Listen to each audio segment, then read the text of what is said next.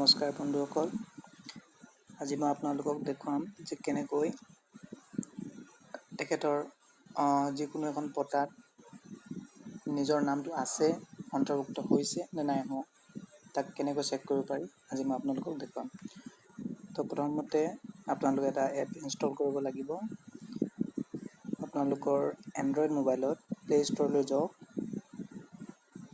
আৰু তাত চাৰ্চ বাৰত আসাম লেণ্ড ৰেকৰ্ড এই ছেকেণ্ড নম্বৰ যিটো অপশ্যন আছে তাত ক্লিক কৰক।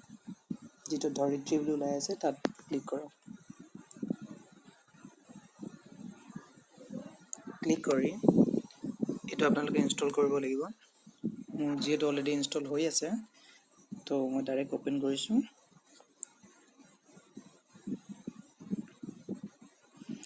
অপেন কৰাৰ লগে লগে এনেকুৱা এটা ইণ্টাৰফেচ আপোনাৰ সন্মুখত আহিব। তাত আপোনালোকে জমাবন্দী নাম অনুযায়ী এইখিনি গোটেইখন আপোনালোকে চাব পাৰিব। মই আপোনালোকক দেখুৱাম যে ম্যাদী পট্টাত নাম আছে নে নাই। তো 4 নম্বৰ অপশ্যনটোত ক্লিক কৰিব।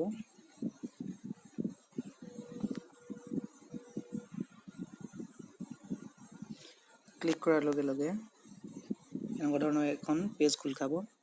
তাত আপোনালোকে জিলাৰ নাম যিটো আছে তাত চুজ এন অপশ্যন আছে, তাত জিলাখন চুজ কৰি ল'ব। জিলাখন এণ্টাৰ কৰাৰ পাছত ছাবমিট বটনত ক্লিক কৰি দিব।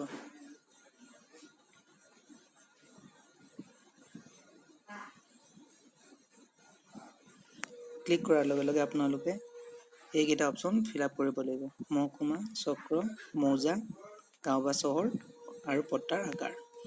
তো ইয়াত সোনকালে ফিল আপ কৰি লওক।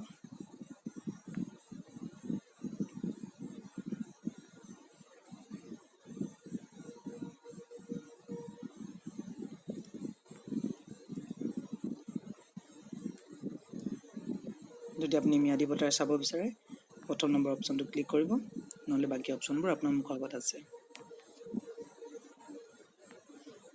গোটেইবিলাক ফিল আপ কৰাৰ পাছত ছাবমিট বাটনত ক্লিক কৰিব।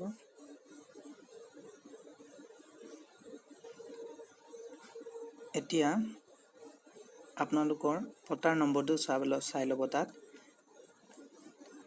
যদি আপোনালোকৰ 1 নম্বৰত আছে, ইয়াত ছেকেণ্ড অপশ্যনটো দেখাইছে পুৰণি, দ্বিতীয় নম্বৰ ঘৰটো পুৰণি নতুন। এই নতুন অপশ্যনটোত তাতে পট্টাৰ নম্বৰ লিখা থাকে, চাই ল'ব। মই এখন চাম 42 নম্বৰ।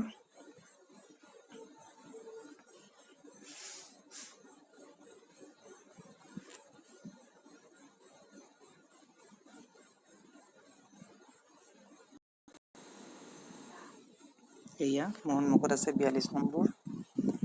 ইয়াত আপোনালোকে চাব পাৰে যাৰ যাৰ নাম পট্টাখনত অন্তৰ্ভুক্ত আছে তেখেতৰ নামবিলাক ইয়াত দেখা পাব।